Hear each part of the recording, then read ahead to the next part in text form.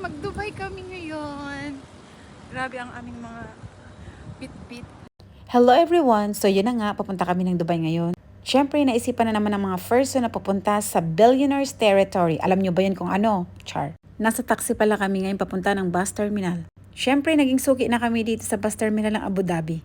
Nandito na pala kami, baba muna tayo at papasok tayo dun sa loob ng bus terminal. Alas 9 pala nung oras na to. Mga process na ma! Excited ng mga person kasi pupunta tayo sa Burj Al Arab. Grabe, 15 years na ako dito sa UAE pero never pa talaga ako nakapunta ng Burj Al Arab sa loob ng Burj Al Arab. Pero ngayon, excited talaga mga person. Sa gilid lang tayo mag-video ngayon kasi sisitain tayo ng security guard. So yun, weekend ngayon at sobrang pagkabigla namin sa sobrang daming taong nakapila, Diyos ko. In-expect talaga namin na every holiday lang maraming tao. Diyos ko, kahit pala weekend, sobrang daming taong nakapila dito papunta ng Dubai. Siyempre, sa halos isang oras namin pag-antay, nandito na kami sa bus papunta ng Dubai. Yung friend namin si Ryan, nasa Ibn Battuta Mall na siya nag-aantay. Doon niya kami pipick upin papunta ng Burj Al Arab. So, syempre, after 2 hours na travel, nandito na kami sa Ibn Battuta Mall. Dahil 12 PM na, naisipan na lang namin nakakain na lang muna dito sa food court. Syempre, akyat muna ang mga first at bago kumain, mag-take muna ng amazing barley. O diba, kahit saan bit-bit ko talaga yan. So, after namin kumain, papunta na kami ng Burj Al Arab. 1:30 PM na pala nung oras na to. Yung schedule namin ng tour sa Burj Al Arab is 3 PM. Hala, nakita nyo ba yan? Diyan kami aakyat sa 25th floor. Oh my God. Grabe, naalala ko dati, dito mismo si nanay at tatay nagpicture nung nagpunta sila dito sa UAE. Kaso nung time na yun, wala pang tour. Kaya syempre, dito lang kami sa labas nagpicture. Pero ngayon, inopen nila yung tour para sa UAE residents, 195 dirhams lang, o diba? Eh, grab ang opportunity ba yun? So yun, kung may sasakyan kayo, may valley parking pala dito. Andito na pala yung aming friend si Ryan. So yun, maglalakad kami papunta dun sa ticketing area. Kasi i-verify yung ticket namin. Grabe, wala pa tayo sa mismong hotel pero sobrang ganda na dito. Sobrang ganda mag-picture at mag-video, my God. 3 PM pa yung schedule namin pero pwede na palang magpa-verify ng ticket. Dahil UAE residence yung tour namin, kinuha yung mga Emirates ID namin. After verification ng ticket, binigyan na kami ng lanyard, tour plus F&B. So let's go! Ready for your tour, everyone? Ready? Yes! Please follow me now. Don't forget your belongings, please. Grabe, nakaka-proud naman ang mga kabayan nagtatrabaho dito sa Burj Al Arab. Tinanong ko talaga na kabayan, paano ba magtatrabaho dito? Pwede bang mag-apply, char? Pero seryoso, tinanong ko talaga. So yun, sumakay na kami dito sa buggy cart papunta sa Burj Al Arab. Grabe, sobrang excited ko talaga dito. Grabe, pangarap ko talaga makapunta sa hotel na to. Hello, 7-star hotel in the world. Lagi ko talagang nakikita sa post ni Pia Wurtzbach, si Manny Pacquiao, si Jinky Pacquiao. Sabi ko talaga sa sarili ko, paano ba kami makapunta dyan, char? Buti na lang talaga nag-open sila ng UAE Resident Store.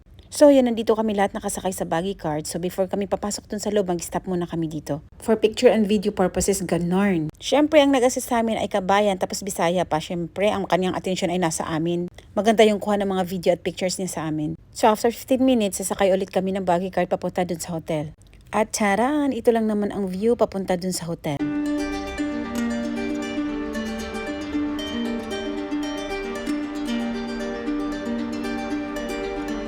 Wow! Wow!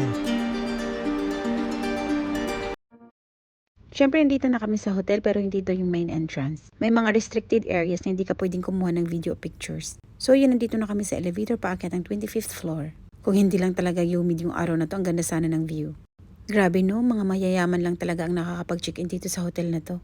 Tingnan nyo naman yung swimming pool, walang masyadong tao. Hindi talaga crowded. Sana all. Everything you are going to see here is just a display now. It's like a museum. But you are going to see the biggest and the most expensive suite we have. It's called the Royal Suite. Normally we have 2 of them, one for each side of the...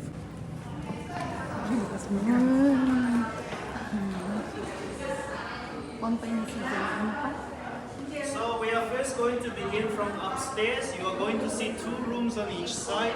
Once we finish on the top floor, then you continue over here. So, syempre, after ma-explain sa amin ng tour guide kung anong gagawin namin sa floor na to, naghiwa-hiwalay agad kami. Syempre, excited ang mga person sa pagpi-video at pagkukuha ng mga pictures. Sobrang dami ng tao pala nung araw na to. Parang sa batch namin sa tour na to, kami lang ang UAE residents. Yung mga kasabayan namin, mga ibang lahi. Mga turista, so feeling namin turista din kami. Syempre, nakakita nyo ba yung view from Burj Al Arab 25th floor? Oh my God. So, syempre, nag-try din kami kung paano mag-dining dito sa Burj Al Arab. Syempre, dahil mapindot-pindot pala. Tapos wala mang presyo, tingnan ko sana. Meron pala silang gold coffee dito. May explanation pa bawat food. Siyempre, hindi namin palalagpasin maglakad dito sa 24 gold-plated carat staircase ng Burj Al Arab. Hindi namin na-experience magdibo kaming tatlong magkapatid na babae. Pero hello, look at us now, naglakad sa gold na hagdanan, charis. Hay nako, ang hirap maging mayaman, char. Meron din pala sila ditong free tea at dates. Siyempre nakatatlo ako na tsaa, kasi siyempre ang sarap talaga bagay siya sa dates. Cheers! Muntik na kaming ma-high blood dito kasi sobrang tagal ang print out ng pictures namin. Para hindi ma-high blood ang mga person, in-enjoy na lang talaga namin ang view.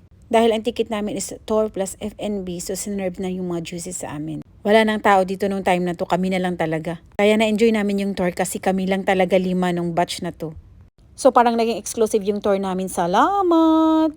Welcome to the royal suite, the jewel and the crown of Burj Al Arab. Please come inside.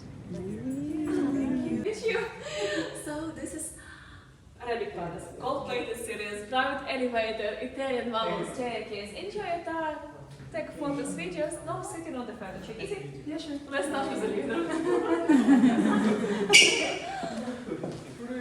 Grabe mga person ang carpet millionis. Sobrang soft ng carpet nila. Meron pa silang painting dito from Japan. Very old daw. 30 years or 300 years? Mahirap din kung 300 years, 30 siguro.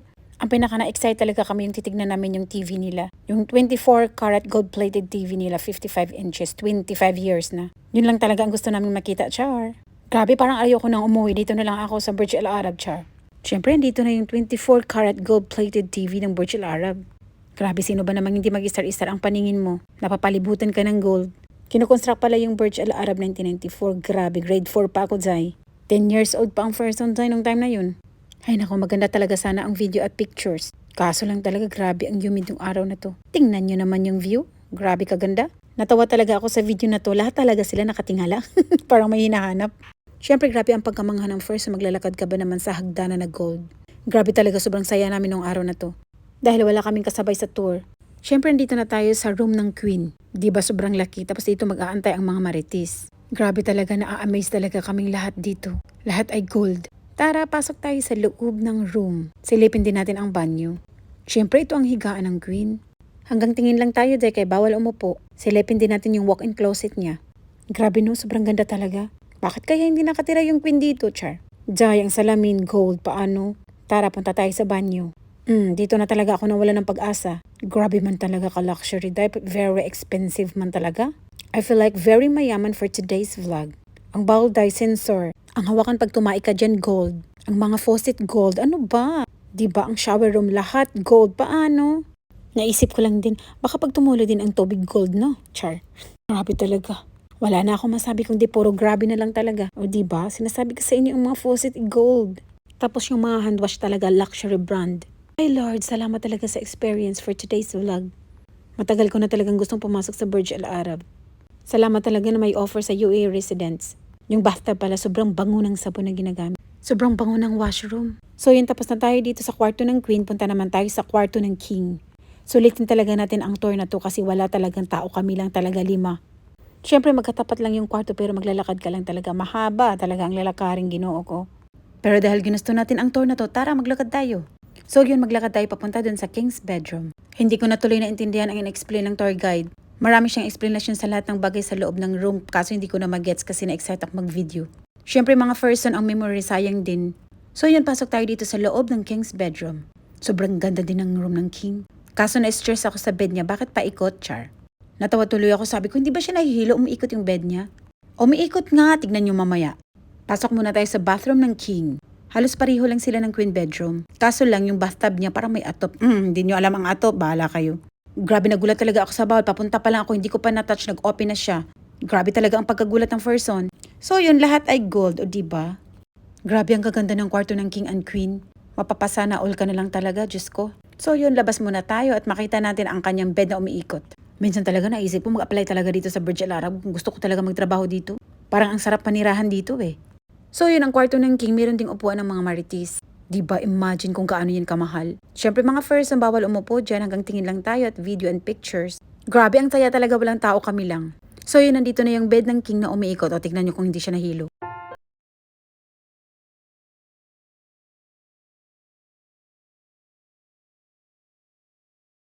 Pero wag ka, ang walk-in closet niya, grabe kalaki.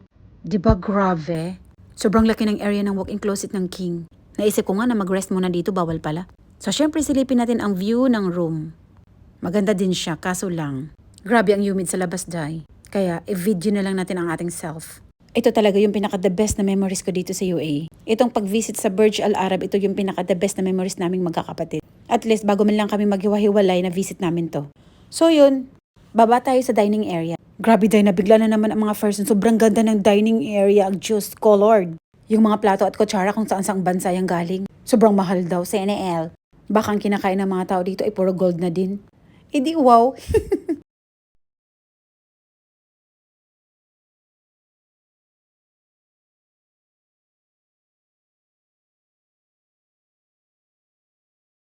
Siyempre, silipin din natin ang library dito sa may dining. Bawal pumasok sa loob, kaya hanggang video lang tayo. Grabe, sobrang saya ng experience namin ngayong araw na to. Siyempre, 26 years old ang Burj Al Arab, ngayon lang kami nakabisita, charis. O diba, ang saya ng mga first song. Thank you Lord for today's vlog. Ganun. Kaya kung UAE residents ka, mag-process ka na, i-book mo na, die. O diba, ang mukha nang na-amaze. So after 2 hours naman nag-iikot-ikot dun sa taas, pababa na kami ngayon. Sasakay kami ng buggy cart pabalik doon sa main building. Kasi yun yung assembly area ng mga nagtutour. Oh, TUV day ang certificate ng Burj Al Arab Elevator. Ano yun? Parang may friend ako na taga TUV. Ano my friend, i-shout out pa ba kita sa vlog ko? Comment down below, char. So yun, sasakay ulit kami ng buggy cart papunta dun sa Jumeirah Hotel. Nauna na yung isa, so kami na lang 4. Syempre, andito yung view na naman. Sinong hindi maa-amaze, my God. Siguro kung inopen lang nila yung area na to, grabe, sobrang dami talaga ng tao. Kasi syempre, sobrang ganda ng view dito. Parang ang fresh-fresh namin, pero sa totoo lang talaga sobrang init ng araw na to. Kinakabahan na kami sa aming mga kilikili power, char. So yun, after namin dito, sabi ko kay Ryan, daan muna kami dun sa Atlantis de Royal. Yun na naman yung puntahan ng mga millionaires. O diba, anong nakain ko ngayon at puro lugar ng mga millionaires ang gusto kong puntahan, charis. Minsan lang kasi nagkatugma yung mga schedule namin, kaya sulitin na namin yung araw na to. Gustuin man namin matulog dito sa Dubai ngayong araw na to, kaso lang yung isa may trabaho. Siyempre, uwi ang lahat, charis. Grabe, winner talaga yung voiceover ko ngayon, 12 minutes. Nanggigil ako, char. Next video na lang yung pag-visit namin sa The Atlantis Royal. Syukran katir for watching. Yalla, bye!